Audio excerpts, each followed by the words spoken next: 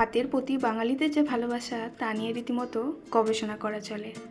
আমিও সেই রকমই একজন বাঙালি যে ভাত ছাড়া অন্য কিছু ভাবতেই পারি না। আর আমরা বাঙালিরা অনেক রকমভাবে ভাত রান্না করতে পারি, তার মধ্যে ফেনা ভাত হলো অন্যতম, যাকে গ্রাম বাংলায় মার ভাতও বলা চলে। এটি দেখতে বেশ থকথকে মতো হয় আর রান্নার সময় ভাতের ফ্যান গালারও ঝঞ্ঝাট পোহাতে হয় না। অনেকে এটা আতপ চাল দিয়ে রান্না করে থাকে, কিন্তু আমার তো এটা সেদ্ধ যে মোটা চালটা হয় সেটা দিয়ে খেতেই খুব ভালো লাগে। অনেকেই ফেনা ভাত ঘি বা মাখনের সাথে খায়, আমি তো নর্মাল আলু সেদ্ধ, কচু সেদ্ধ, ভেন্ডি সেদ্ধ এইসব দিয়ে খেতে বেশি ভালোবাসি।